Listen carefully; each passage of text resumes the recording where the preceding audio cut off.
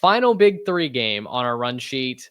Number 19, Army, the troops, taking on number 6, Notre Dame. This is a 14.5-point spread in favor of Notre Dame. It's played at Yankee Stadium, and it's going to be the 6 p.m. game on NBC, Peacock, whichever you choose to view it on. This is going to be fascinating. I think there's so much to pay attention to. We do have the Notre Dame Navy tape, obviously, to refer back to. But, Trey, Army and Navy are not the same football team. Army has been much more put together over the course of the season than Navy was. Notre Dame has been beating the brakes off just about everybody they've played since losing to Northern Illinois. So with that large spread, it feels like maybe the hook is coming into play in this one. Which side of that number are you taking? Hook could be absolutely crucial. I'm going to lean on what we saw against Navy for Notre Dame and take Notre Dame to cover in this one. But I'll also say at the same time that game really got away from Navy. And it wasn't so much what Notre Dame was doing. Obviously, Notre Dame made a lot of plays on the defensive side of the ball, but Navy had 6 turnovers in that game, and it really got out of hand quickly to the point where their offense just didn't work. It's not an offense built to come back from that much of a deficit, obviously.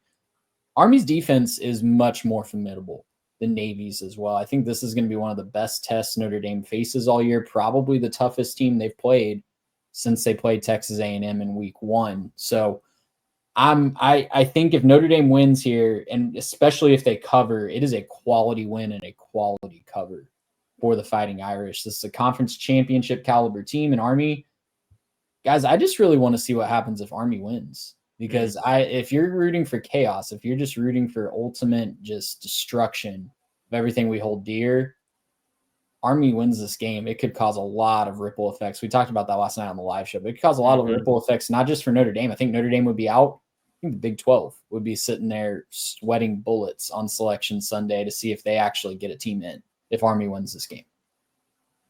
That is a fascinating discussion, right? I mean, you're assuming with that Boise State gets in where they are ranked right now, and they would get that first bye. Well, they're ahead of all the Big 12 teams right now. They are. BYU right now is slotted in as that 12 seed, and Boise State, if it all ended today, would get that bye. So, yeah, fascinating discussion there. I think there's too much money in the Big 12 and in these big media rights deals for the committee to allow that to happen. And that honestly goes... Have you seen the defense budget, Mitch? Because if you want to talk about money...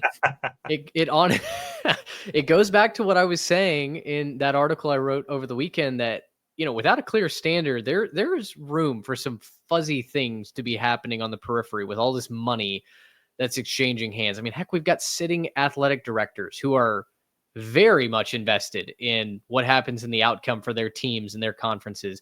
Anyway, whole nother soapbox. We'll address that more in the offseason. I'm going to roll with Notre Dame, and I'll preface this by saying I think that might be the best possible thing for Army. I have been dreadful against the spread this year, guys. And so basically, if I pick against your team, go ahead, take it to the bank, lock it up the other way.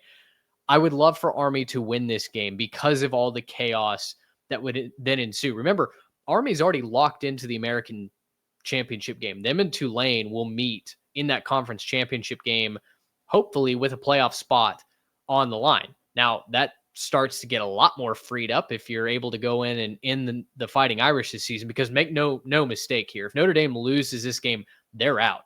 You cannot have a loss to Northern Illinois plus another loss. I mean, Northern Illinois, I don't even think it's going to a bowl game. They've completely self-destructed.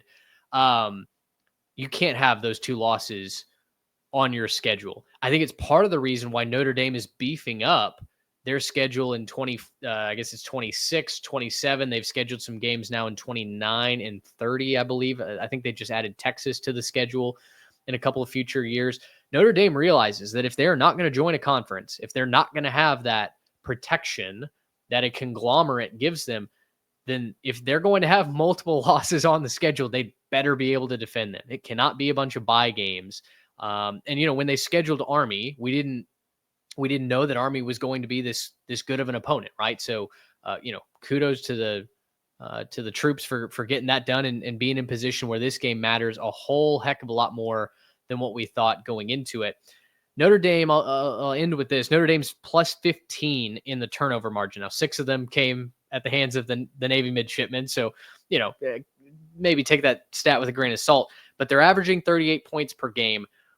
Big points plus a propensity to force turnovers and score off of those turnovers is ultimately why my football brain is taking Notre Dame minus the points here.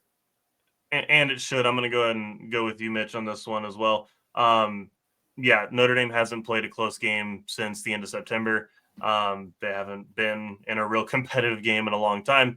And it's weird because, they're not like a juggernaut. They haven't passed for, unless I'm misreading this, they haven't passed for 300 yards this year in any game. So they're not like this massive offensive juggernaut. They're just really, really, really good at all the other stuff. They run the football extremely well. They shut people down on the defensive side.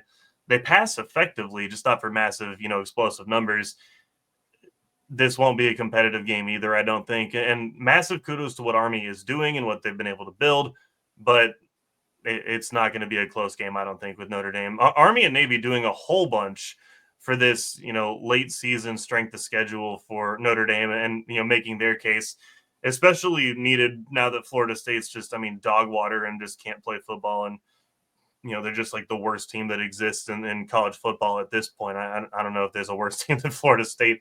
Right now, they're just playing really bad. So, with Florida State falling off, Army and Navy really picking up the slack for Notre Dame's strength of schedule. So I'm sure the Irish appreciate them for that. But, yeah, this should be a blowout, and they should win pretty comfortably. That is 31.5-point favorite this week, Florida State you're talking about there, sir. And who are they playing? It doesn't matter. They're 31.5-point favorites. Aren't they playing someone who's also like Southern. 1-9 or 1-10? They're or playing something Charleston Southern. That- It was, the FCS version of Florida State this year. The So fact it's Florida State versus FCS Florida State. the fact that you can bet on that game and there is a spread is the most damning fact about Florida State season. It's why they've got a phone number on all those billboards also, because if you're betting on that game, you need to call that number. You need to call the hope line for sure. Hey, 100th anniversary of the Four Horsemen game as well. This game's commemorating that, I believe. That happened in 1924. Okay, how about that? I wonder what the players in the game of 1924 would think if they could comment on the state of college football right now. They're probably all about the size of most kickers. So even like the offensive linemen. So I was going to say, different world. I don't think they could conceptualize of college football the way we have it now, where it's like, well, there's like all the forward passing and all that other stuff, but then like the helmets and like, oh yeah, it's like a new rule. You can like talk to a guy over the radio in his helmet. And that would just be so confusing to so many of them. They're like, you have helmet radios now? But how far away are they playing this game? You have helmets now? Helmets? I was going to Pads? say, explaining the concept of NIL to someone who just got out of the trenches in France, I think would be certainly worth watching. Gracious him! How about that?